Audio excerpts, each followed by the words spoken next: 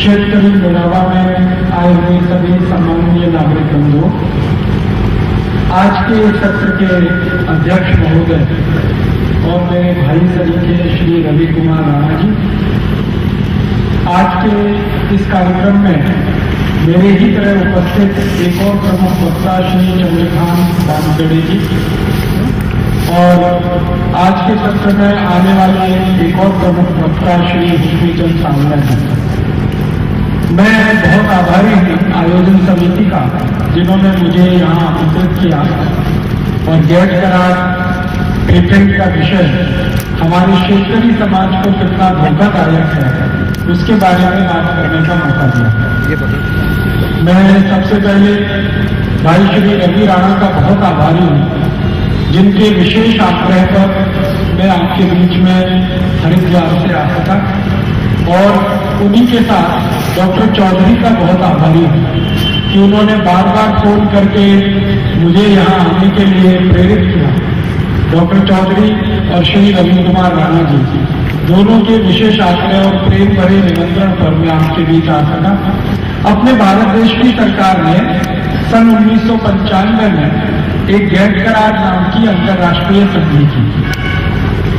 1995 में भारत सरकार ने जो गैट करार नाम की संधि की वो 1 जनवरी को हुई और 1 जनवरी 1995 से ये संधि संपूर्ण भारत देश में लागू हुई। इस संधि को भारत सरकार ने जब किया था, उस समय हमारे देश के प्रधानमंत्री थे श्री पी.वी. नरसिम्हा राव और हमारे देश के वित्त मंत्री थे डॉक्टर मनमोहन सिंह। इस समय संधि को लगे हुए, स्थापित हुए, चालू हुए करीब 13 वर्ष हो गया और 13 वर्ष के बाद ये संधि आज जहां तक पहुंची है, तो भारत में प्रधानमंत्री हैं डॉक्टर मनमोहन सिंह और पी.वी. नरसिम्हा राव स्वर्गवासी हो चुके हैं। जब ये संधि हमारी सरकार ने की थी, गैट करार की, तो हमारे देश की संसद में हमारी सरकार ने कुछ माहिती दी थी और उसमें से एक माहिती ये थी कि ये जो संधि हो रही है गैट करार की, इससे हमारे क्षेत्रीय समाज को बहुत फायदा होगा। हमारे देश के वर्तमान में जो वित्त मंत्री हैं और संधि के समय में जो वाणिज्य मंत्री थे, उनका नाम है श्री प्रणब मुखर्जी। तो प्रणब मुखर्जी ने संसद में 1 जनवरी को एक बयान दिया था और 1995 में और ये कहा था कि इस संधि के लागू होने से भारत के क्षेत्रीय समाज को बहुत लाभ होगा। इतना लाभ होगा कि हमारे क्षेत्रीय समाज सभी श्रीमंत हो जाएगा।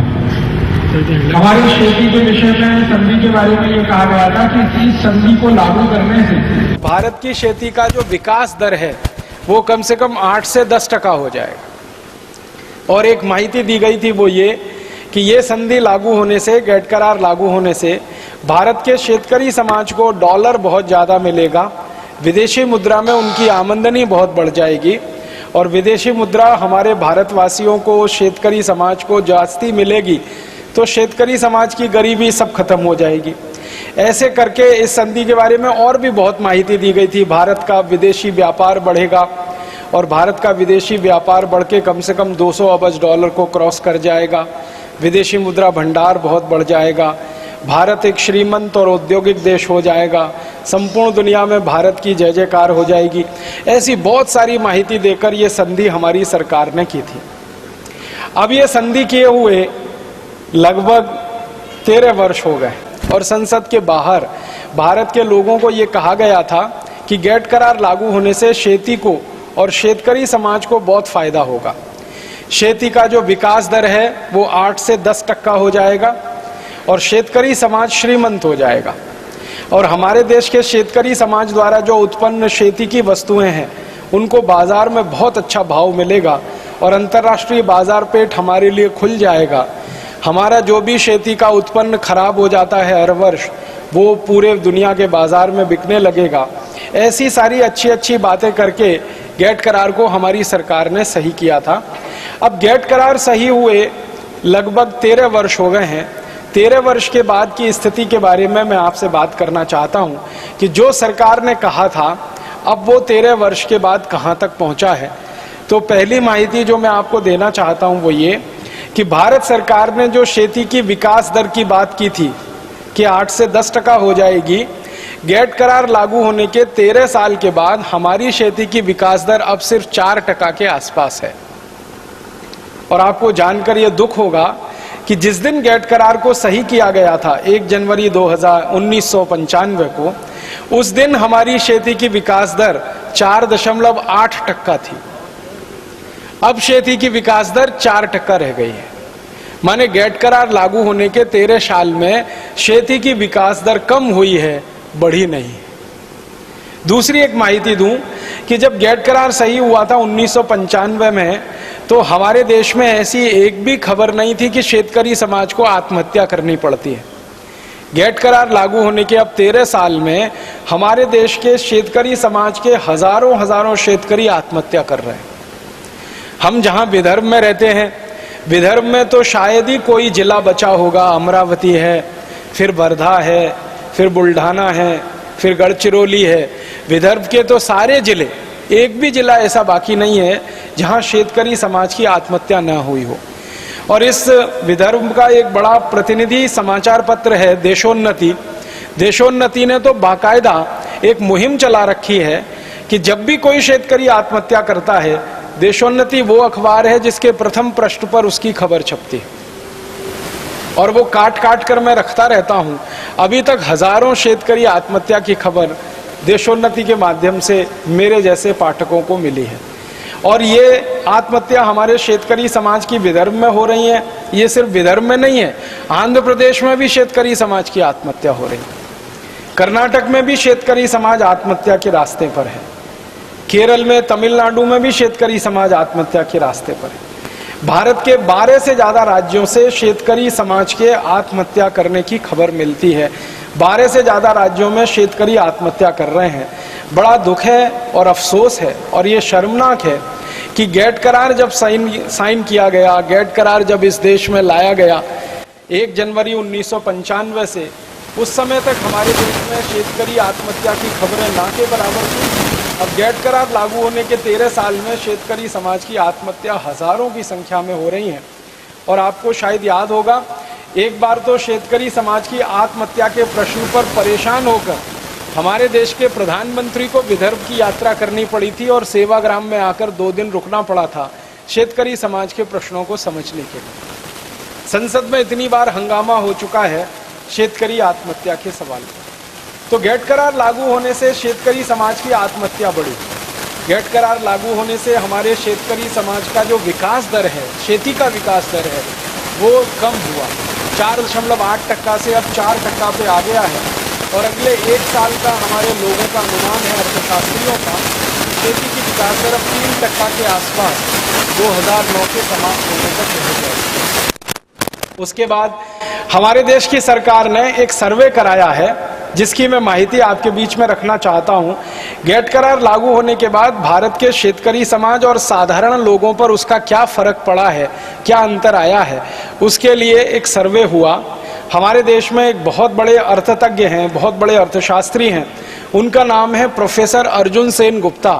वो हमारे वर्तमान प्रधानमंत्री डॉक्टर मनमोहन सिंह के बहुत खास मित्र हैं और भारत देश में बहुत समय तक ऊंचे पदों पर रहे हैं।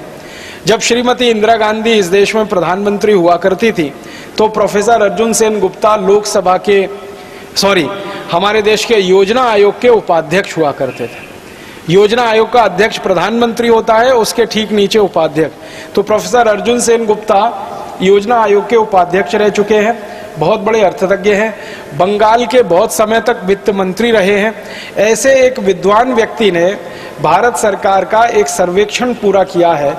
2006 जून में वो सर्वेक्षण छपा है और उससे ये उन्होंने एक माहिती निकाली है कि गेट करार लागू होने के बाद भारत के साधारण लोगों की स्थिति और विशेष रूप से शेतकरी समाज की स्थिति बहुत खराब हुई है। उन्होंने कुछ आंकड़े दिए हैं। उन्होंने बताया है कि गेट करार लागू होने के लगभग 12 साल में भारत के साधारण लोगों की गरीबी बहुत बढ़ी है, साधारण शेतकरी की गरीबी बहुत बढ़ी है। और उन्होंने गरीबी के आंकड़े दिए हैं। मेरे जैसे आदमी को हैरानी होती है, सारे देश को हैरानी है। 84 कोटि लोग इस समय गरीबी की रेखा के इतने नीचे हैं कि जिनके पास एक दिन में खर्च करने के लिए 20 रुपया नहीं है। गेट करार लागू होने के बाद की ये स्थिति है। 84 कोटि भारतवासी एक दिन में 20 रुपए खर्च नहीं कर सकते। आप जरा सोचिए, 115 कोटि का हमारा देश है। 115 कोटि में 84 कोटि लोगों के पास एक दिन में खर्च करने के लिए 20 रुपया नहीं है। इसका सीधा मतलब है 84 कोटि लोगों की एक दिन की आमदनी 20 रुपए से कम है। और प्रोफेसर अर्जुन सेन गुप्ता की रिपोर्ट को ही आगे मैं बता रहा हूं कि 50 कोटि लोगों की तो एक दिन की आमदनी 10 रुपए से कम है। 50 कोटि लोग। और 25 कोटि लोगों की एक दिन की आमदनी 5 रुपए से कम है। और ये पिछले 12-13 साल में बहुत तेजी से हुआ है। गरीबी बहुत तेजी से बढ़ी है। फिर हमारे देश के प्रोफेसर अर्जुन सेन गुप्ता की ही कमेटी की रिपोर्ट है, वो ये कहते हैं कि गेट करार लागू होने के बाद छोटे छोटे जो उद्योग धंधे हैं, छोटे छोटे जो रोजगार करने के काम होते थे, वो बहुत तेजी से कम हुए हैं। छोटे उद्योग धंधे, रोजगार देने वाले सारे तंत्र धीरे धीरे खत्म हुए। और एक दो माहिती देता हूं, गेट करार लागू होने के 12 साल में हमारे देश का खेती का जो निर्यात है वो बहुत तेजी से गिरा है। हम जो खेती का निर्यात करते थे 1995 में, उस निर्यात से हमारी जो कुल आमदनी होती थी, आज वो आमदनी हमारी 20 से 25% कम हो चुकी है, खेती से होने वाली आमदनी। और ये आमदनी कैसे कम हुई है? 1995 में जब ये गेट करार लागू हुआ था तब $1 36 रुपए का था। अब गेट करार लागू हुए लगभग 12-13 साल हो गया, अब $1 लगभग 50 रुपए के बराबर है। तो हमारा मतलब क्या हुआ कि पहले हम खेती का कोई भी वस्तु 36 रुपए का बेचे तो हमें $1 की इनकम होती थी। अब 2009 में खेती की 50 रुपए की वस्तु बेचते हैं तब $1 की इनकम होती है।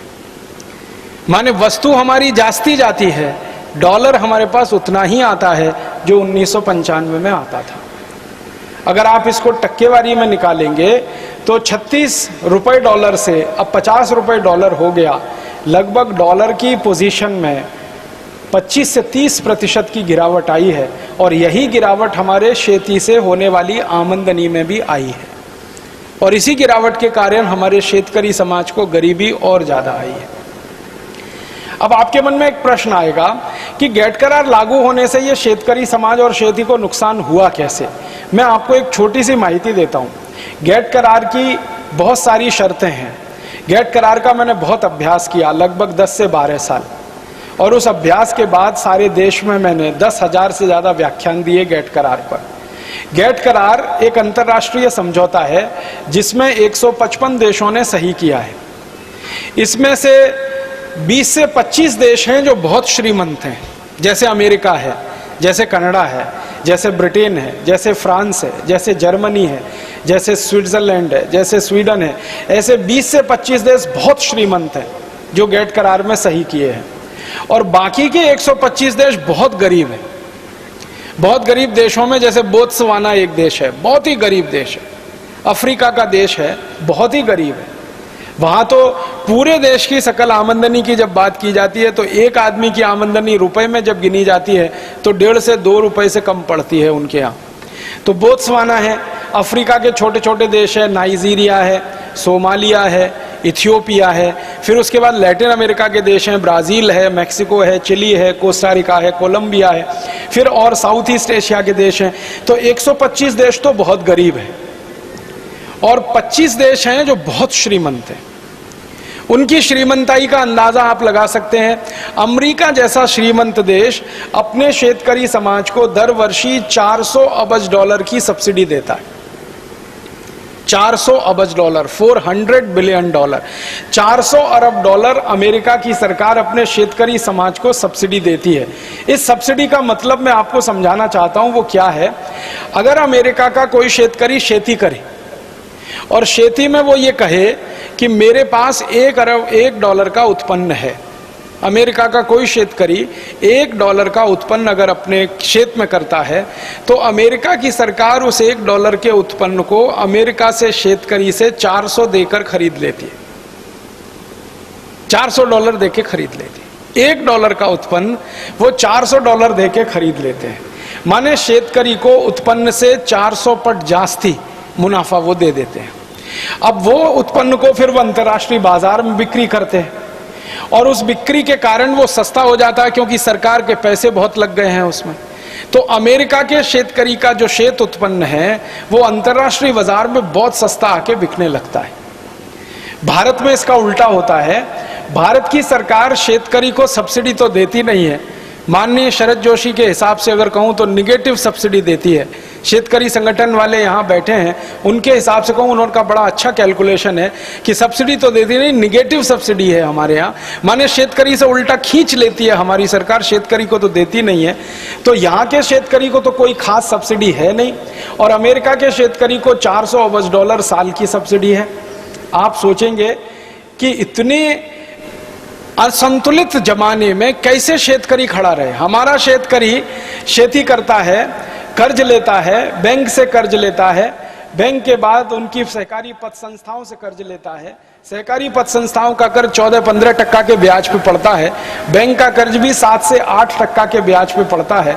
और अमेरिका का शेतकरी जब कर्ज लेता है बैंक से तो उसको ब्याज ही नहीं देना पड़ता और उनके यहाँ तो निगेटिव ब्याज होता है, माने सरकार अपनी तरफ से शेतकरी को मदद करती है। तो अमेरिका का शेतकरी बिना ब्याज के कर्ज लेके खेती करता है, भारत के शेतकरी को ब्याज भर के खेती करनी पड़ती है, ब्याज देनी पड़ती है अपने कर्जे पर। और भारत का शेतकरी सबसे जास्ती ब्याज देता है कर्जे पर, जो कोई नहीं देता इस देश में। अभी 3-4 साल पहले तक तो भारत के शेतकरी को 14% का ब्याज था हमारे देश में, और सहकारी पत संस्थाओं में तो 18 से 20% का ब्याज था।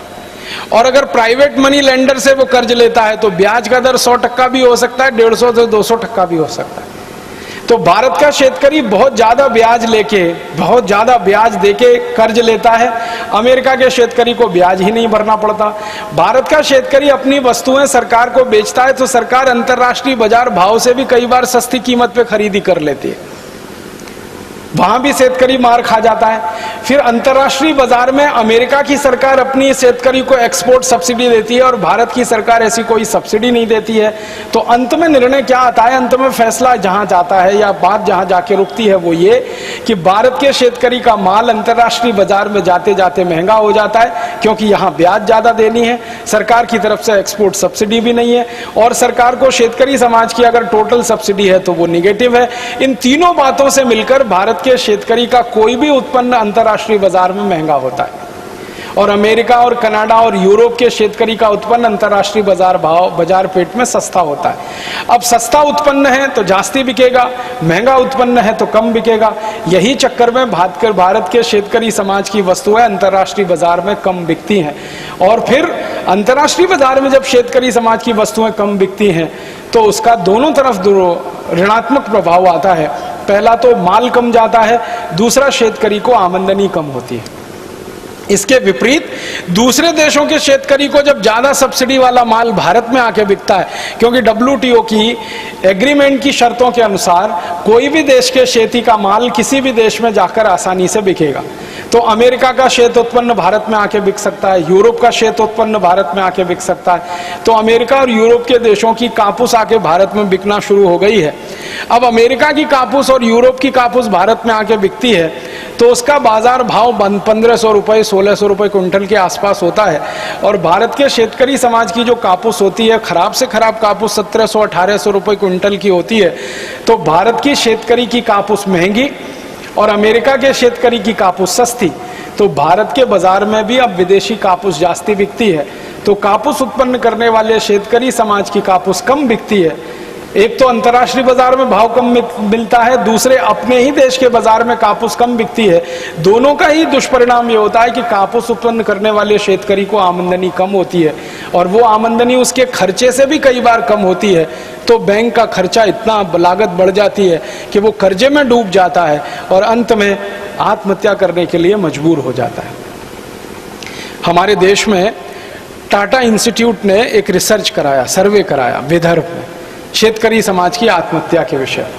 तो उसमें पता चला कि बहुत सारे कापूस उत्पन्न करने वाले विदर्भ के जो शेतकरी हैं उनका जो कापूस उत्पन्न का खर्चा है उससे कम कीमत पर उनकी कापूस बिक रही है बाजार में। खर्चा आता है 1700 रुपए क्विंटल, खर्चा आता है 1800 रुपए क्विंटल, और कापूस बिकती है 1500 रुपए क्विंटल, 1400 रुपए क्विंटल, 1350 रुपए क्विंटल। ऐसी स्थिति हमारे यहाँ है।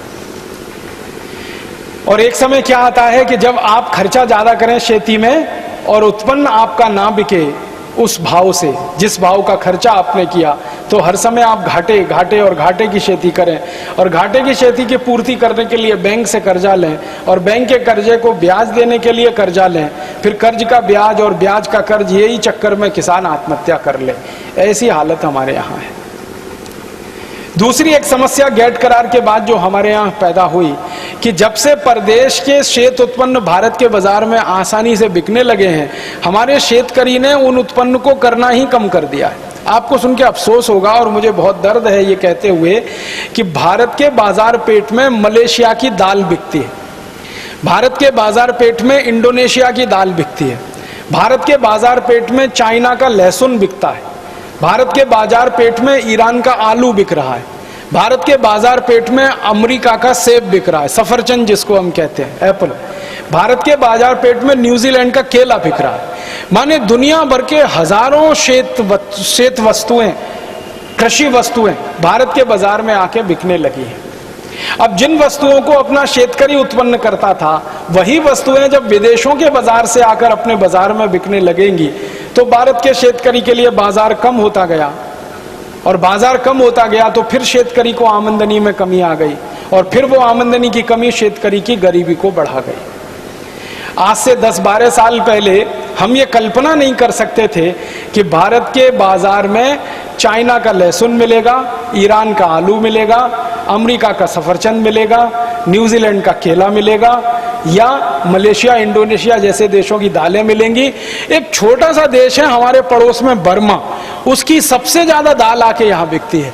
अरहर की दाल, मूंग की दाल, उड़द की दाल, चने की दाल बर्मा जैसे देश की अंधाधुंध बिकती है। और समस्या क्या आती है, भारत के शेतकरी की दाल का भाव 3500 रुपए क्विंटल, तो बर्मा की दाल का भाव 2700 रुपए क्विंटल, 2800 रुपए क्विंटल।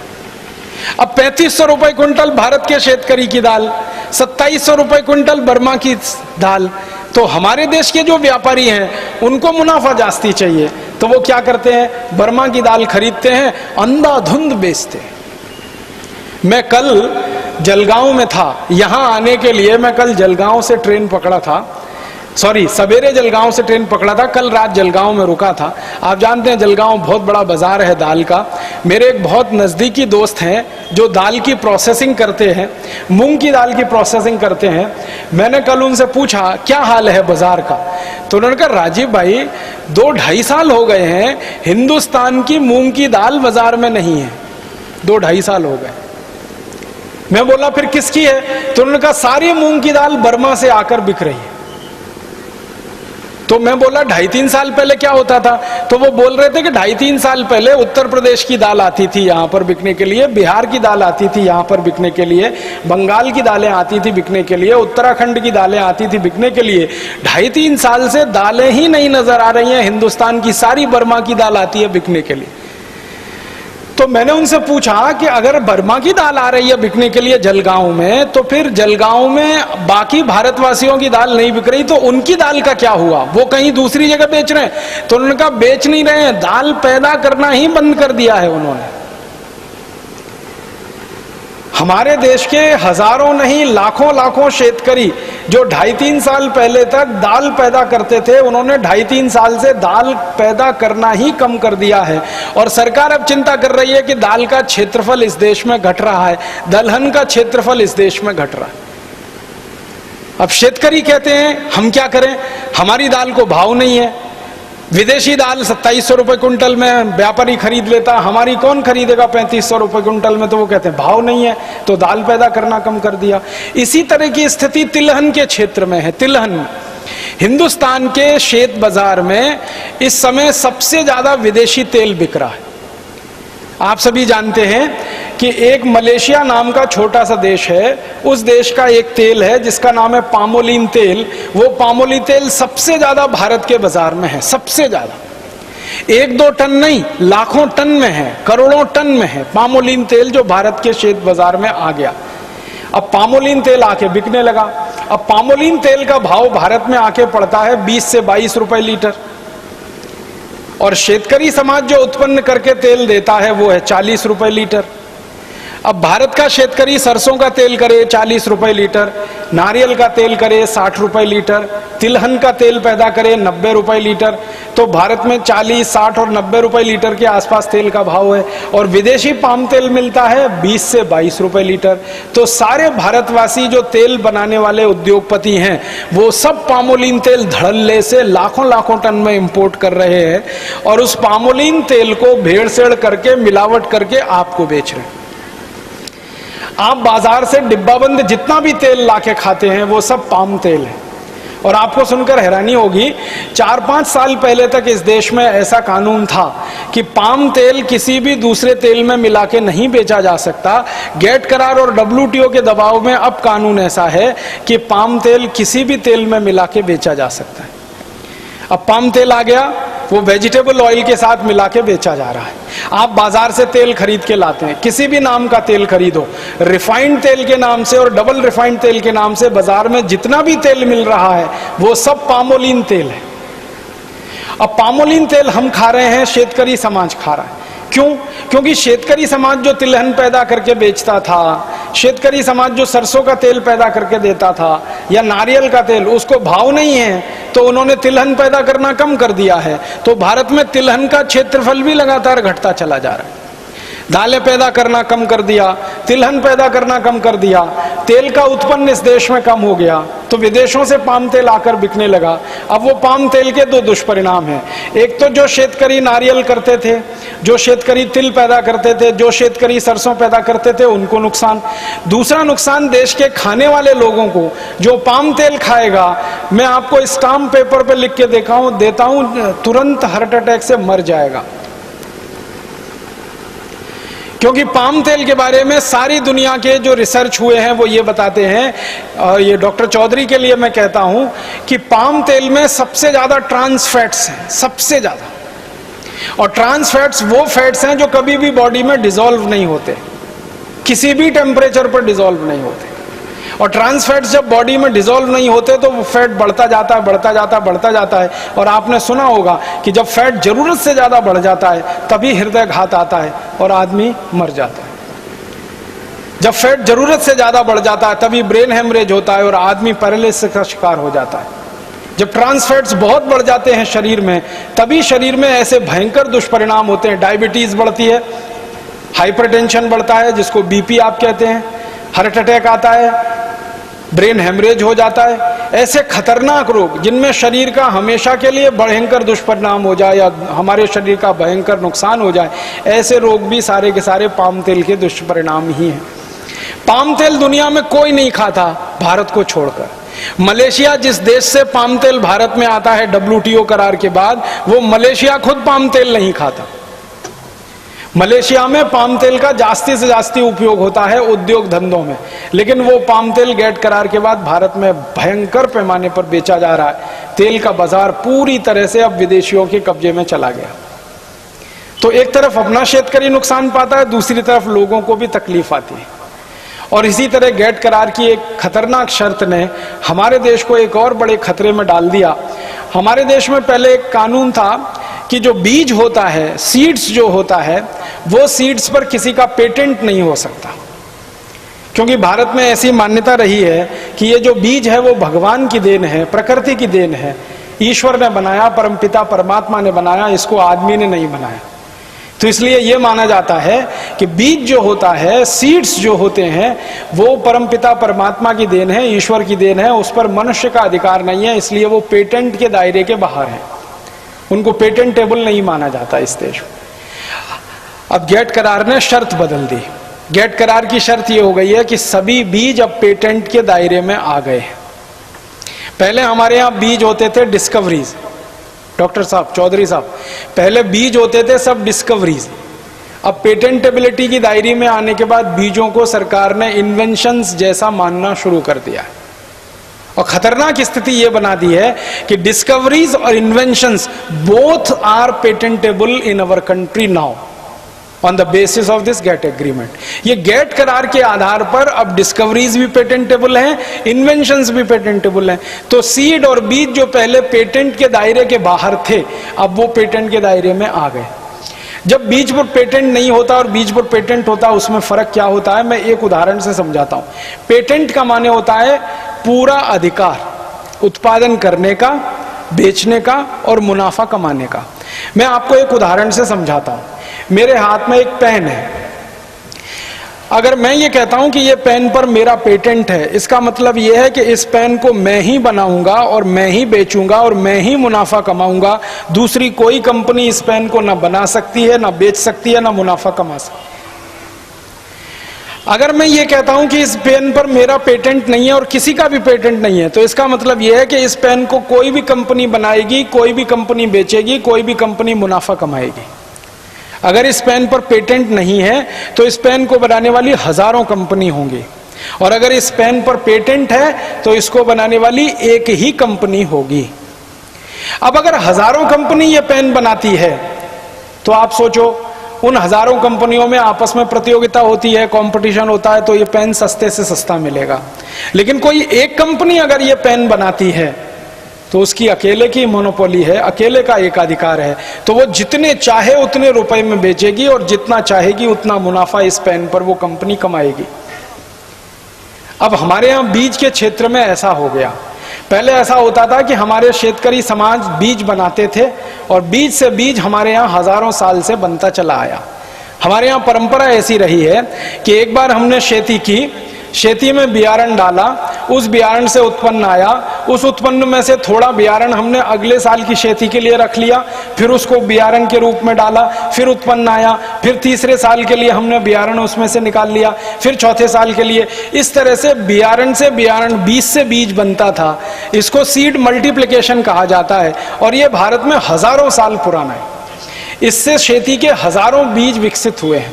आपको सुन के हैरानी होगी, भारत दुनिया में अकेला देश है जहां की खेती में 1,50,000 से ज्यादा चावल के बियारण रहे। 1,50,000 बीज चावल के, सीड्स 1,50,000 है। गेहूं के हजारों किस्म इस देश में रहे, कापूस के सैकड़ों किस्म इस देश में रहे, ऊस के सैकड़ों किस्म इस देश में रहे। तो बीज में विविधता बहुत रही है और उस विविधता के आधार पर ये बीज बनते रहे और भारत में बिकते रहे। अब हमारे यहाँ क्या हो गया, गेट करार की शर्त के बाद पेटेंट का दायरा आ गया बीज में। अब व्यवस्था ऐसी हो गई है कि कोई एक कंपनी बीज बनाएगी, जितने साल उसका पेटेंट बीज पर रहेगा दूसरी कोई कंपनी वो बीज नहीं बनाएगी। एक ही कंपनी का बीज है जो आपको खरीदना पड़ेगा और उपयोग करना पड़ेगा। परिणाम क्या हुआ, अमेरिका की बड़ी बड़ी बीज कंपनियां आ गई। एक अमेरिका की कंपनी आ गई, उसका नाम है पायनियर। दूसरी अमेरिका की कंपनी आ गई, उसका नाम है सीजेंटा। तीसरी अमेरिका की कंपनी आ गई एली लिली। चौथी एक यूरोप की कंपनी आ गई यूनिलीवर। ऐसी 20 बड़ी बड़ी मल्टीनेशनल कंपनी बीज के क्षेत्र में आ गई और उन्होंने भारत के शेतकरी समाज के विकसित किए हुए बीज को अमेरिका और यूरोप में पेटेंट करवाना शुरू कर दिया और उस पेटेंट के आधार पर भारत में धंधा शुरू कर दिया।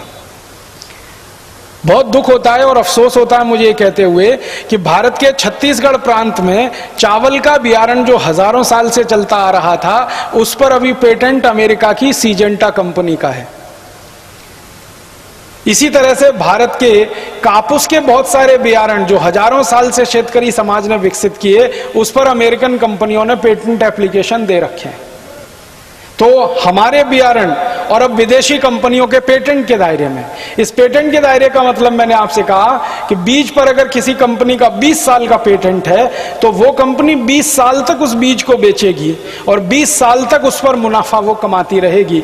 भारत का कोई भी शेतकरी अगर उस बीज को बनाकर बेचने की कोशिश करेगा तो वो अमेरिकन कंपनी उस शेतकरी के खिलाफ मुकदमा करेगी और शेतकरी को जेल में डाल दिया जाएगा, उसको हथकड़ियां लगाई जाएंगी और उसको नॉन बेलेबल ऑफेंस डिक्लेयर किया जाएगा।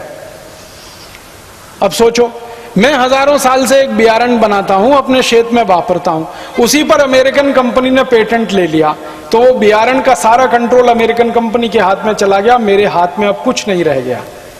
तो परिणाम क्या होगा? शेतकरी समाज जो बीज से बीज बनाता था और बीज के उत्पादन में स्वावलंबी होता था, अब वो शेतकरी समाज का सारा स्वावलंबन खत्म हो रहा है और वो सारा का सारा बीज अब मल्टीनेशनल कंपनी के कंट्रोल में चला गया। अब उसका परिणाम क्या हुआ? जब मल्टीनेशनल कंपनी के कंट्रोल में बीज चला गया तो बीज का भाव बढ़ गया। जो बीज पहले आपको 40, 50, 60 रुपए किलो मिल जाता था, अब उस बीज की कीमत हो गई 10,000 रुपए किलो, 15,000 रुपए किलो, 20,000 रुपए किलो, 25,000 रुपए किलो। आप यहां पर कोई शेतकरी भाई हैं जो शायद कापूस करते होंगे, आपने कापूस में एक बीज का नाम सुना होगा ना, BT cotton, BT cotton, BT cotton. ये बीटी कॉटन पेटेंटेड सीड है और इसी तरह से हमारे देश के बाजार में आया। परिणाम क्या हुआ कि जो सामान्य रूप से कॉटन का बीज हमें मिलता था, अभी वो 10 पट, 15 पट, 20 पट, 25 पट, 30 पट महंगा हो गया बीटी कॉटन के नाम। और अब ये जो मल्टीनेशनल बीज बेचते हैं बीटी कॉटन का, तो वो क्या कहते हैं? वो कहते हैं कि कॉटन के बीज में जंतु बहुत लगते हैं, कीट बहुत लगते हैं, हमने बीटी कॉटन ऐसा बीज बनाया जिसमें जंतु ही नहीं लगेगा, कीट ही नहीं लगेगा। मतलब उस बीज को इतना जहरीला कर दिया कि उसमें कोई जंतु और कीट नहीं आएगा। और वो जहरीला बीज जब आप खेत में डालेंगे और खेत में से उसका कॉटन उत्पन्न होगा और गलती से आपकी गाय और भैंस उस खेत में चली गई तो वो तुरंत वहीं बैठ जाएगी और 2-3 दिन के बाद वो वहीं मर जाएगी, उठकर नहीं आ सकती। मैं संपूर्ण भारत देश में प्रवास करता हूं। पिछले साल में हरियाणा और पंजाब में 1 महीने के प्रवास पे था। तो हरियाणा में और पंजाब में मैंने 2 जिले देखे, एक जलंधर जिला देखा पंजाब में और हरियाणा में पानीपत। जलंधर जिले के सैकड़ों गांवों में जहां बीटी कॉटन किसानों ने लगाया, वो किसान मुझे अपना खेत दिखाने के लिए ले गए। तो उन किसानों ने मुझे परीक्षण करके बताया। एक खेत में मैं खड़ा था, जलंधर से 30 किलोमीटर दूर एक गाँव में। एक शेतकरी आया, उसने कहा देखो ये कितना जहरीला बीज है बीटी कॉटन का। फसल खड़ी हुई थी, उस खेत में उसने मार मार के जबरदस्ती से एक भैंस को अंदर डाल दिया खेत में। वो जा नहीं रही थी लेकिन धक्का दे दे के डाल दिया। थोड़ी देर के बाद वो भैंस चलते चलते बैठ गई। फिर वो मुझे भैंस के पास लेके गया। भैंस को बैठने के बाद मैंने देखा उसकी गर्दन टेढ़ी हो गई। गर्दन टेढ़ी हो गई तो उसने, अब शेतकरी ने कहा अब ये उठेगी नहीं यहां से। मैंने कहा क्यों? उसने कहा अब ये गई। हम रात को उसके घर में जाके सो गए, सवेरे आके देखा तो भैंस बिल्कुल बेहोश पड़ी थी और दूसरे दिन आके देखा तो वो भैंस मरी हुई थी। वो शेतकरी ने कहा कि मेरे गांव में सैकड़ों भैंसें ऐसे मरी हैं, बीटी कॉटन के खेत में भैंस घुस गई, जिंदा वापस नहीं लौटी। बीटी कॉटन के खेत में अगर कोई गाय घुस गई, जिंदा वापस नहीं लौटी। बकरी घुस गई, जिंदा वापस नहीं लौटी। इतना खतरनाक, इतना जहरीला बीज ये बीटी कॉटन के नाम पर सारे देश में भेजा गया। शेतकरी को ये उल्लू बनाया, मूर्ख बनाया कि इससे उत्पन्न जास्ती मिलेगा। लेकिन शेतकरी को ये नहीं बताया कि जो उत्पन्न जास्ती मिलेगा वो जास्ती खर्चे के बाद मिलेगा। पहले कॉटन उत्पन्न करने का जो खर्चा आता था, उससे खर्चा अब 2 पट और 3 पट हो गया। तो खर्चा आपका 2 पट और 3 पट करा दिया। फिर उसके बाद उत्पन्न थोड़ा जास्ती मिला तो आप उस तरह से घाटे में ही रहे, कोई फायदा नहीं हुआ उसमें। और जो शेतकरी ने बीटी कॉटन लगाया आंध्र प्रदेश में, पंजाब में, हरियाणा में, पश्चिमी उत्तर प्रदेश में, गुजरात में, वो सब शेतकरी अभी रो रहे हैं और परेशान हो रहे हैं। एक तो उनके जानवर बीमार हो रहे हैं, दूसरा उनके खेत की मिट्टी पहले से ज्यादा तकलीफ हो गई है। मराठी का एक शब्द इस्तेमाल करूं तो मिट्टी नापीक होना शुरू हो गई। ये WTO के खतरे हैं और धोखे हैं हमारे देश में। अब कोई भी मल्टीनेशनल कंपनी आएगी, कोई भी बीज लाएगी। अब एक अमेरिकन कंपनी आ रही है, वो बीटी कॉटन की तरह से बीटी ब्रिंजल लेके आ रही है। बीटी बैंगन, बैंगन को बीटी बना दिया। अब वो बैंगन बाजार में आएगा, आप शेतकरी अपने गांव में खेत में उसे लगाएंगे, माटी आपकी नापीक होगी और वो बैंगन आपने गलती से खा लिया भाजी पाले के रूप में, सब्जी के रूप में, तो आपका शरीर भी नापीक हो जाए। दुनिया के जिन देशों में बीटी ब्रिंजल को बैन किया गया, वहां के लोगों का कहना है और वैज्ञानिकों का कहना है कि जो देश में बीटी ब्रिंजल चला, नपुंसकता सबसे ज्यादा बढ़ी। लोगों ने जिसने भी खाया नपुंसकता बढ़ी। अब फिर बीटी टमाटर लाने की बात कर रहे हैं, फिर बीटी पटेटो माने बीटी बटाटा लाने की बात कर रहे हैं। तो बीटी बना बनाकर सारे भाजी पाले को हिंदुस्तान में लाने की तैयारी बहुत सारे मल्टीनेशनल्स कर रहे हैं। तो एक तरफ शेतकरी समाज को तकलीफ, हमारी माटी को नापीक बनाने की साजिश या षड्यंत्र, और दूसरी तरफ शेत का जो उत्पन्न बढ़े उससे भी ज्यादा उसका खर्चा बढ़े, हमारे देश में ये चल रहा है। और एक छोटी सी आखिरी बात और कहता हूं कि WTO जब से आया 1995 से, तब से मैंने भाव देखना शुरू किया, एक एक साल का भाव मैंने इकट्ठा किया। WTO 1995 में 1 जनवरी से शुरू हुआ, हमारे देश में यूरिया और DAP का भाव बढ़ना शुरू हो गया WTO के बाद। 1995 के आंकड़े बताता हूं। 1994 दिसंबर तक हमारे देश में 50 किलो यूरिया था 70 रुपए का, 70 रुपीज पर बैग। 50 किलो का यूरिया का बैग 70 रुपए का। WTO आने के बाद हमारे देश की सरकार ने डायरेक्ट और इनडायरेक्ट दोनों सब्सिडीज को कट करने का जो प्रयास किया शेतकरी समाज की, यूरिया DAP की सब्सिडीज भी कम हुई शेतकरी समाज के लिए। तो अब वही यूरिया 70 रुपए का जो 50 किलो था, अब 270-275 रुपए का 50 किलो है 2009 में। तो यूरिया का भाव बढ़ गया।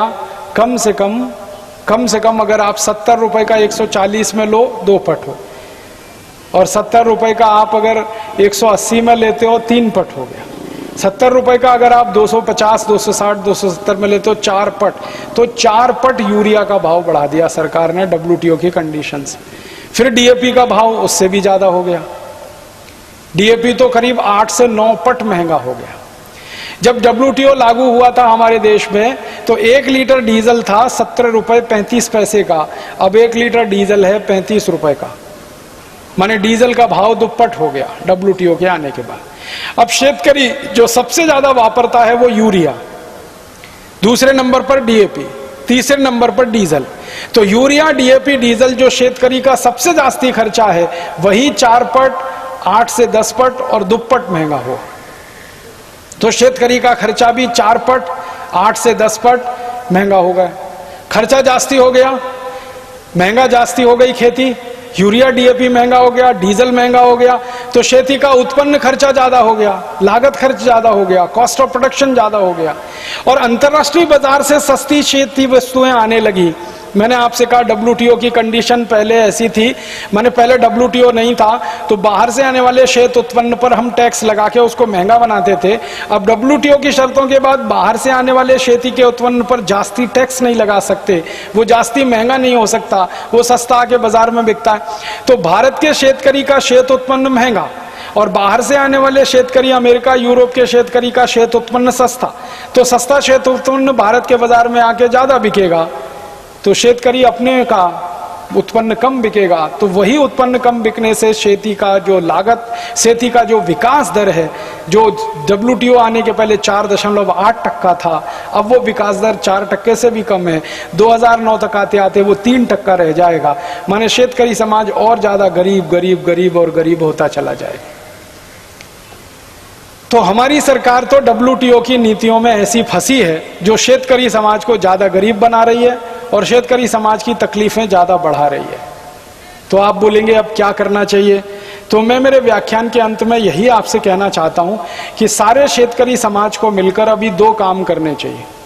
पहला काम तो यह करना चाहिए कि जो सरकारों ने WTO एग्रीमेंट किया, जिन सरकारों ने WTO की शर्तों को हमारे शेतकरी समाज पर लाद दिया, ऐसी सरकारों को सबक सिखाना चाहिए। ऐसे नेताओं को, ऐसे पुढ़ारियों को सबक सिखाना चाहिए जिन्होंने WTO इस देश के ऊपर थोप दिया और इस देश के शेतकरी को मरने के लिए स्थिति में डाल दिया, आत्महत्या करने की स्थिति में डाल दिया। ये सोचिए आप, कितनी विडंबना है कि लोगों का पेट भरने वाला शेतकरी खुद भूखा रह जाए और आत्महत्या करने के लिए मजबूर हो जाए। सारे देश का पेट भरने वाला शेतकरी खुद भूखा रहे और आत्महत्या करने के लिए मजबूर हो, बेवश हो। ये कितनी बड़ी विडंबना है जो इस देश की आजादी के 60 साल में हमको देखनी पड़ रही है। ये उस देश में देखनी पड़ रही है जिस देश में खेती की प्रधानता हमेशा से रही है। ये उस देश में देखनी पड़ रही है जहां के प्रधानमंत्रियों ने जय जवान जय किसान का नारा दिया है। उस देश के किसानों को आत्महत्या करनी पड़ रही है। तो अभी तो 2 ही काम हैं जो कर सकते हैं आप, और उसको रास्ते को ठीक कर सकते हैं, बदल सकते हैं इन परिस्थितियों को। पहला तो हमारी सरकारों के ऊपर दबाव बनाना कि ये जो WTO एग्रीमेंट है, ये जो गेट करार है, या तो इसकी शर्तों को बदलो, नहीं तो गेट करार को रद्द करो, हमें ये नहीं चाहिए। अगर इसकी शर्तें नहीं बदलती हैं तो जिन शर्तों पर गेट करार लागू है ये तो हमें नहीं चाहिए। ये समाज के बीच में से आवाज आने की जरूरत है और मुझे तो ऐसा लगता है कि इस आधार पर हमारे देश में बड़े आंदोलन करने की जरूरत है। और बड़े आंदोलन वो कौन करेगा? वो आप सब मिलकर शेतकरी समाज के लोग ही करेंगे। हम सब उसमें सहयोग करेंगे, हम सब उसमें सहभागी बनेंगे। तो शेतकरी समाज के बीच में से ये आवाज आनी चाहिए कि WTO करार की खेती विषय की जो शर्तें हैं, इन शर्तों को या तो पूरी तरह से बदल दो, नहीं तो गेट करार को रद्द कर दो, हमें ये नहीं चाहिए। तब आप बोलेंगे अगर हम गेट करार रद्द कर देंगे तो सारी दुनिया में अकेले पड़ जाएंगे, अलग थलग हो जाएंगे। ऐसा कुछ नहीं है। मैं आपको माहिती के लिए बताता हूं, गेट करार एक मल्टीलैटरल एग्रीमेंट है, बहुपक्षीय समझौता है, जिसमें बहुत सारे देशों के साथ मिलकर एक साथ व्यापार किया जाता है। दूसरा व्यापार का और एक रास्ता है दुनिया में। एक तो व्यापार होता है वो मल्टीलैटरल है, बहुपक्षीय है। एक तो व्यापार होता है वो बाइलैटरल है, द्विपक्षीय है। तो हम मल्टीलैटरल व्यापार नहीं करेंगे, बाइलैटरल करेंगे। इसमें तकलीफ क्या है? और हमारा बाइलैटरल व्यापार मल्टीलैटरल से ज्यादा अच्छा होगा। द्विपक्षीय समझौते करेंगे, एक एक देश के साथ समझौते करके व्यापार करेंगे। कैसे होगा? मान लीजिए हमारे देश में बहुत जास्ती मात्रा में चाय उत्पन्न होती है, कॉफी उत्पन्न होती है, और यूरोप के देशों में चाय और कॉफी की बहुत ज्यादा जरूरत है लेकिन उनके यहाँ उत्पन्न नहीं होती है। तो हमारी चाय कॉफी का व्यापार हम यूरोप के देशों के साथ द्विपक्षीय स्तर पर करेंगे और उसमें हमारा रेट फिक्स करेंगे, ना कि उनके रेट पर बेचेंगे। क्योंकि हमें गरज नहीं है, उन्हें गरज है हमारी चाय और कॉफी की। अगर यूरोप के देशों को भारत की चाय कॉफी पीने को नहीं मिलेगी तो वो मर जाएंगे, क्योंकि ठंडी इतनी ज्यादा है उस देश में कि उनका ब्लड प्रेशर इतना लो हो जाता है और उसमें मृत्यु की संभावना सबसे तीव्र हो जाती है। इसी तरह से और एक उदाहरण देता हूं। तिलहन हमारे देश में सबसे अच्छी क्वालिटी का है पूरी दुनिया में। इतना अच्छा तिल जो भारत में होता है कहीं नहीं होता। और सारे अरब देशों में तिल का तेल खाने की परंपरा है। तिल का तेल खाते हैं, खजूर का तेल खाते हैं, नारियल का तेल खाते हैं। तो जिन देशों को तिल का तेल चाहिए और हमारे पास तिल बहुत अधिक मात्रा में हो, तो हम भाव तय करके द्विपक्षीय आधार पर समझौता करके वो तेल बेचेंगे। उसमें भाव भी अच्छा मिलेगा और हमारी इज्जत और सम्मान भी ज्यादा बढ़ेगा दुनिया। तो मेरा यह कहना है कि मल्टीलैटरल व्यापार का जो समझौता WTO है, इसको खत्म करके बाइलैटरल तरीके से, द्विपक्षीय तरीके से हम व्यापार के समझौते कर सकते हैं और एक एक देश के साथ एक एक समझौता करके हमारी वस्तुओं को ज्यादा अच्छे भाव पर बेच सकते हैं। तो हमको WTO की तो वैसे कोई जरूरत नहीं है, हम द्विपक्षीय आधार पर व्यापार दुनिया में कर सकते हैं। और दूसरी जानकारी, अगर WTO हम खत्म करा देते हैं तो भारत के बाजार में क्या फायदा होगा?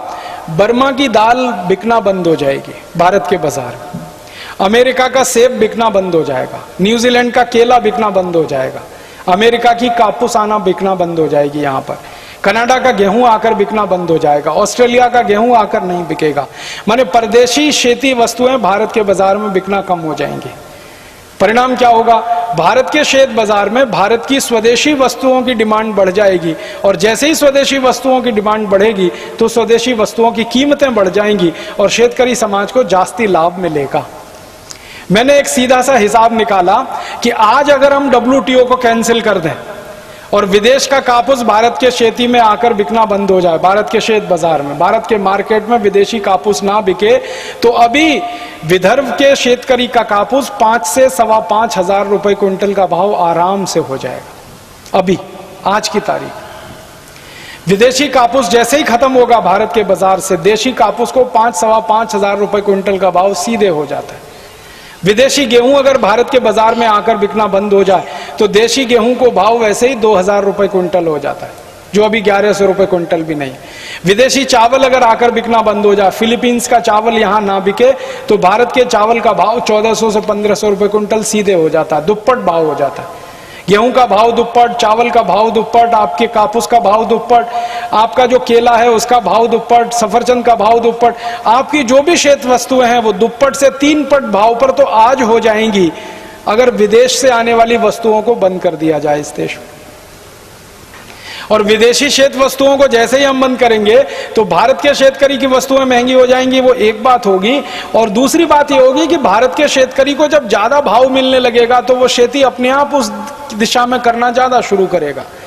अगर कापूस को 5,000 रुपए क्विंटल भाव हो जाए, अपने आप कापूस उत्पन्न करने का क्षेत्रफल बढ़ जाएगा इस देश में।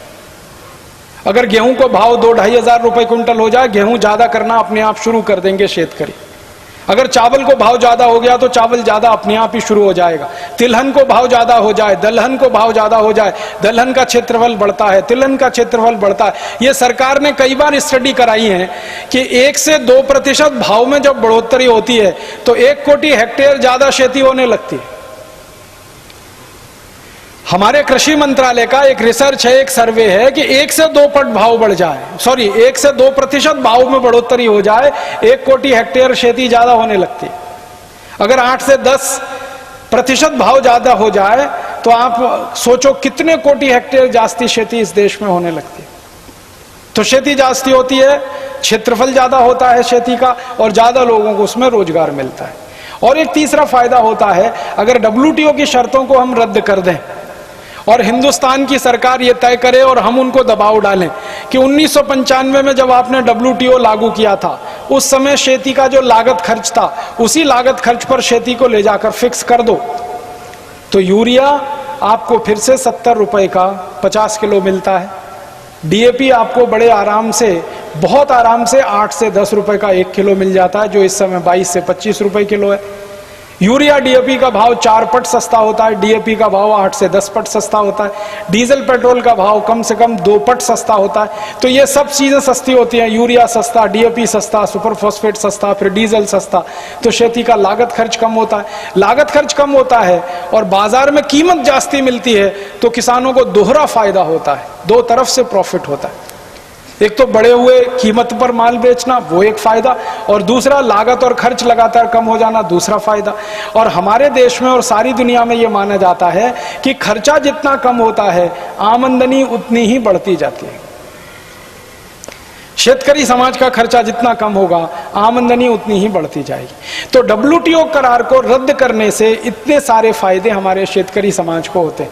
और मेरा मानना है कि कापूस 5,000 रुपए क्विंटल, गेहूं 2,500 रुपए क्विंटल और चावल 1,500-2 हजार रुपए क्विंटल बिकने लगे, और हर शेत वस्तु का उत्पन्न आधा खर्चा कम हो जाए और माल का भाव दुप्पट बढ़ जाए, सब शेतकरी श्रीमंत होते जाएं, एक भी शेतकरी आत्महत्या करने के लिए मजबूर ना हो इस देश में। ये एक तरीका है।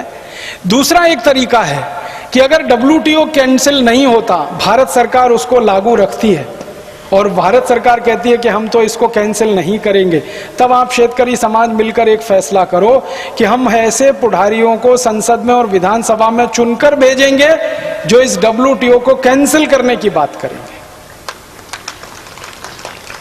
जो पुढ़ारी, जो नेता WTO की खिलाफत नहीं करते, जो WTO को रद्द करने की बात नहीं करते, उन सब पुढ़ारियों को इस बार के चुनाव में सबक सिखाएंगे। आप एक ही बात तय कर लो, उसके बाद सब ठीक हो जाएगा इस देश में। आप जानते हैं हमारे देश में 64 कोटि वोट हैं, 64 कोटि मतदान करने वाले नागरिक हैं। अब 64 कोटि मतदान करने वाले नागरिकों में 80% नागरिक शेतकरी समाज के हैं, 80%।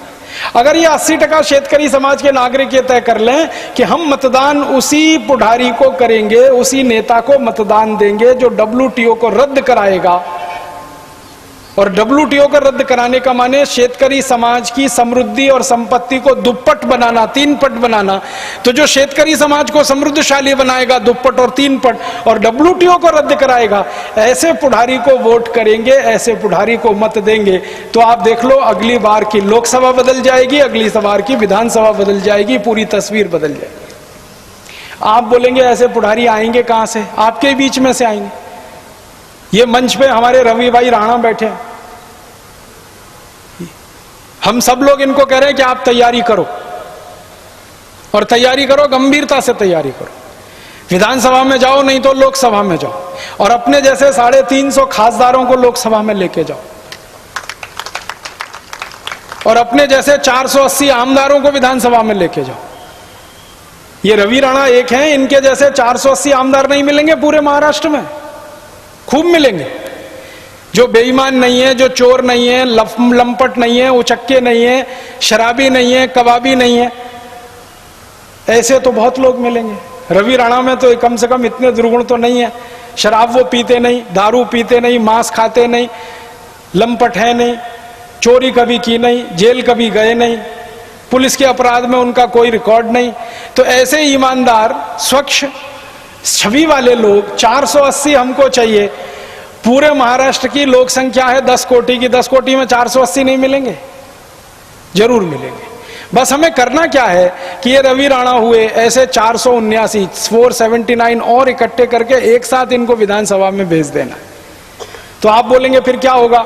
महाराष्ट्र की विधानसभा में अगर 480 आमदार ऐसे जाते हैं जो गैट करार का विरोध करते हैं और एक विधानसभा इस गैट करार को रद्द कर दे, तो भारत सरकार की ताकत नहीं है जो पूरे देश में उसको लागू कर दे, क्योंकि ये संविधान हमारा ऐसा कहता है। हमारे संविधान में बिल्कुल स्पष्ट लिखा हुआ है कि भारत की विधानसभाओं ने अगर गैट करार को अमान्य किया, रद्द किया, कैंसिल किया, तो सरकार लागू नहीं करा सकती, क्योंकि भारत एक फेडरल स्टेट है, संघीय राज्य है, जिसमें विधानसभाओं की भी ताकत लोकसभा के बराबर है। तो अभी तो लोकसभा का चुनाव आ रहा है 2 महीने के बाद, तो 2 महीने के बाद लोकसभा का चुनाव आएगा और आपके मतदार संघ से जो भी व्यक्ति खासदार है उसको आप सीधे सवाल पूछोगे, देखो भाई 13 साल से ये गैट करार हमारे देश में आया, आपने गैट करार को रद्द करने के लिए पिछले 13 साल में क्या किया और आने वाले 5 साल में आप क्या करेंगे, तभी हमारा वोट आपको मिलेगा। जिस दिन आपने वोट को गैट करार के सवाल से जोड़ दिया, उसी दिन खासदारों को झक मार के कहना पड़ेगा कि हाँ हम गैट करार को रद्द करेंगे।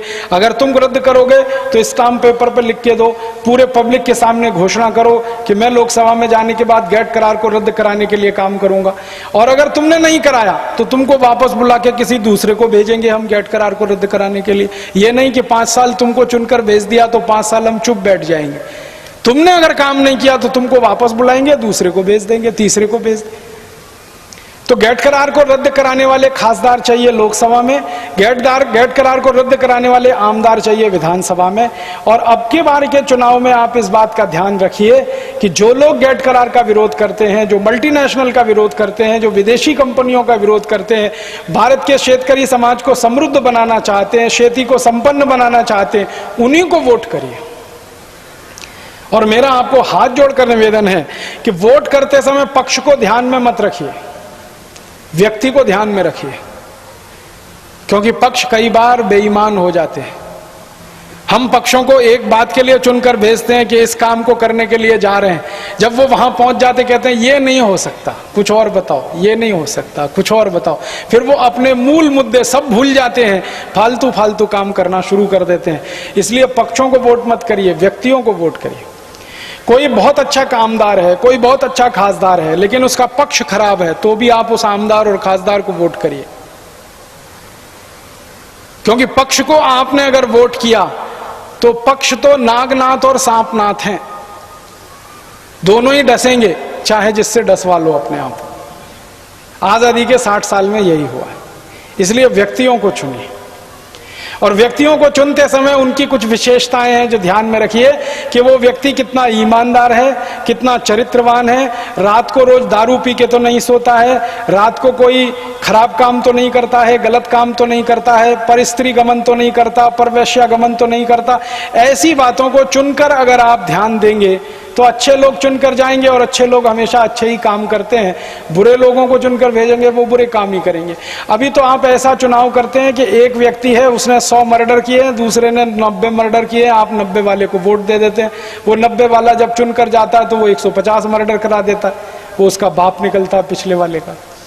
ऐसा चुनाव बंद कर दीजिए। और स्वामी रामदेव जी ने अभी भारत स्वाभिमान करके अभियान शुरू किया है, उसका तो ये मुद्दा है, ईमानदार, चरित्रवान, पारदर्शी, साहसी, पराक्रमी। ये 5 सूत्र हैं, ईमानदार, चरित्रवान, साहसी, पराक्रमी और पारदर्शी। ऐसे गुण जिसमें भी हैं वो सबको चुनवाकर संसद में भेजना, लोकसभा में, विधानसभा में भेजना। इसके लिए भारत स्वाभिमान मंच बना दिया, अभियान शुरू कर दिया उन्होंने। मैं उसी अभियान का एक कार्य करने वाला व्यक्ति हूं। हमारे रवि भाई राणा भी उस अभियान के साथ जुड़े हुए हैं। यहाँ बहुत सारे जो पतंजलि योग समिति के कार्यकर्ता बैठे होंगे वो भी उस अभियान के अंग हैं। तो इस अभियान को लेकर 2 साल स्वामी रामदेव जी और मैं भारत के 600 जिलों का प्रवास करने जा रहे हैं और 600 जिलों का प्रवास करके हर जगह एक ही बात कहने जा रहे हैं कि आपके मतदान के समय ध्यान दीजिए, वोट देते समय ऐसे व्यक्तियों को जो विदेशी कंपनियों का बहिष्कार करते हो, गैट करार को रद्द कराने की बात करते हो, अंग्रेजों के जमाने के बनाए हुए कानूनों को खत्म कराने की बात करते हो, ऐसे 15-20 मुद्दे तय हुए हैं, उसके आधार पर आप वोट करिए। और ये बात कहने के लिए स्वयं रामदेव जी जाने वाले हैं 600 जिलों में, मैं जाने वाला हूं और ऐसे दूसरे भी साधु संत जाने वाले हैं 600 जिलों में। आपको सुनकर हैरानी होगी, श्री श्री रविशंकर जी, उनका पत्र आ गया कि हम आपके साथ इस पूरे अभियान में हैं। हमारे देश के महामंडलेश्वर बहुत बहुत बहुत पूजनीय सत्यमित्रानंद जी गिरी, वो परसों हमारे साथ थे हरिद्वार में, उनका पूरा आशीर्वाद है कि अगर ये काम के लिए आप निकलते हैं तो मैं भी आपके साथ। मुरारी बापू जी का संपूर्ण आशीर्वाद इस बात के लिए। 15 बड़े साधु संत जिनके एक एक कोटि से ज्यादा फॉलोअर हैं, 1 कोटि से ज्यादा जिनके फॉलोअर, ऐसे 15 संत एक साथ भारत के 600 जिलों का प्रवास शुरू करने जा रहे हैं अगले 2 साल। और ये प्रवास इसी बात के लिए है कि हमको गैट करार नहीं चाहिए, मल्टीनेशनल नहीं चाहिए, WTO नहीं चाहिए, विदेशीकरण जो हो रहा है इस देश का वो नहीं चाहिए, कर्जबाजारी जो बढ़ रही है शेतकरी समाज की और देश की वो नहीं चाहिए। तो इन सब बातों को लेकर जब साधु संत निकल रहे हैं समाज में, तो आप जान लीजिए परिवर्तन तो अब होगा इस देश में। क्योंकि जब भी भारत का सन्यासी और साधु निकला है तो उसने देश और समाज को बदला है। ये हमारा हजारों साल का इतिहास है, आप कभी भी उठा के देख सकते। साधु समाज, संत समाज जब भी निकला है, समाज उसके पीछे चला है। और हमारे यहाँ की राजनीतिक व्यवस्था तो हमेशा संत समाज के नीचे रही है। संत समाज ऊपर रहा है, राज्य व्यवस्था हमेशा उसके नीचे रही है। संत समाज के आशीर्वाद से हमारे यहाँ राजा काम करते रहे हैं। आपको मालूम है, भारत के महान महान राजा चंद्रगुप्त विक्रमादित्य, हर्षवर्धन, सम्राट अशोक, समुद्रगुप्त, ये जितने बड़े महान महान चक्रवर्ती सम्राट हुए, इन सब का नियम था कि दरबार में अगर कोई साधु आ गया तो ये राजा अपना सिंहासन छोड़ता था और साधु उस सिंहासन पर बैठता था। मतलब साधु के लिए, सन्यासी के लिए सिंहासन खाली है, राजा उसके चरणों में बैठता था। इसका मतलब यह है कि साधु समाज, संत समाज और धर्म सत्ता हमारी राज्य सत्ता को निर्देशित करती थी। तो जब तक भारत की धर्म सत्ता राज्य सत्ता को निर्देशित करती थी तब तक भारत सोने की चिड़िया था। चंद्रगुप्त विक्रमादित्य का समय देख लो, भारत सोने की चिड़िया था। समुद्रगुप्त का समय देख लो, भारत सोने की चिड़िया था। हर्षवर्धन का समय देख लो, भारत सोने की चिड़िया था। सम्राट अशोक का समय देख लो, भारत सोने की चिड़िया था। जब जब धर्म सत्ता ऊपर रही है, राज्य सत्ता नीचे रही है, भारत सोने की चिड़िया रहा। लेकिन जब विदेशियों का हमला हुआ और विदेशियों ने आकर यहाँ पर साम्राज्य स्थापित कर लिया तो धर्म सत्ता पीछे चली गई, राज्य सत्ता ऊपर आ गई। तब से भारत नीचे रसातल में गिरता ही जा रहा है, गिरता ही जा रहा है, गिरता ही जा रहा है, गिरता ही जा रहा है। और इतना गिर गया है कि अब उठने के लिए लोगों को भरोसा खत्म हो गया है कि ये देश फिर से उठ सकता है। गरीबी बढ़ी, व्यभिचार बढ़ा, पापाचार बढ़ा, अत्याचार बढ़ा, भ्रष्टाचार बढ़ा। जब से हमारा समाज पीछे हो गया, राज्य सत्ता आगे हो गई, धर्म सत्ता नीचे आ गई, राज्य सत्ता ऊपर हो गई, सारी गड़बड़ी हो गई। अब फिर से धर्म सत्ता आगे आ रही है। स्वामी रामदेव जी धर्म सत्ता के प्रतीक हैं। स्वामी सत्यमित्रानंद गिरी जी धर्म सत्ता के प्रतीक हैं। महामंडलेश्वर जितने इस देश में धर्म सत्ता के प्रतीक हैं। हमारे देश के जितने भी ऐसे महान महान, मुरारी बापू धर्म सत्ता के प्रतीक हैं, आसाराम बापू धर्म सत्ता के प्रतीक हैं। तो ये धर्म सत्ता के प्रतीक ऐसे बड़े साधु पुरुष सन्यासी सब एक साथ इकट्ठे हो रहे हैं। 3 अप्रैल को हरिद्वार में एक बड़ा सम्मेलन होने जा रहा है, उसमें घोषणा होने जा रही है। उस सम्मेलन के बाद ये घोषणा होगी और सारे देश में इन साधु संतों के प्रवास शुरू हो जाएंगे। अगले 2-3 वर्षों में आप देखेंगे नए नए लोग निकल कर आएंगे, नए नए पुढ़ारी निकल कर आएंगे, नए नए खासदार निकलेंगे, नए नए आमदार निकलेंगे जो इन साधु संतों के आशीर्वाद से संसद और विधानसभाओं में जाएंगे और देश की व्यवस्था परिवर्तन करने का काम शुरू हो जाएगा। तो मैं आपको ये व्यवस्था परिवर्तन के काम के लिए निमंत्रण देने आया। आपको निवेदन करने आया कि आप भी इस अभियान में जुड़ जाइए, शामिल हो जाइए। भारत स्वाभिमान का जो अभियान शुरू हो रहा है, आप भी इसके सक्रिय सदस्य बन जाइए। इसके सदस्य बनने के लिए जो भी माहिती है वो आपको यहाँ पतंजलि योग समिति के लोग दे देंगे, रवि भाई राणा भी आपको माहिती दे देंगे। उसके माहिती पत्रक हैं, वो आप ले जाकर ध्यान से पढ़ लीजिए। माहिती पत्रक भरकर आप उनको जमा कर दीजिए।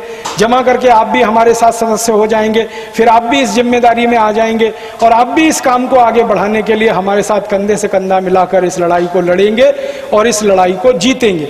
मैं ये कहते हुए मेरा व्याख्यान समाप्त कर रहा हूं कि इस WTO के खिलाफ की लड़ाई को, मल्टीनेशनल के खिलाफ की लड़ाई को हम लड़ेंगे और जीतेंगे, लड़ेंगे और जीतेंगे, लड़ेंगे और जीतेंगे।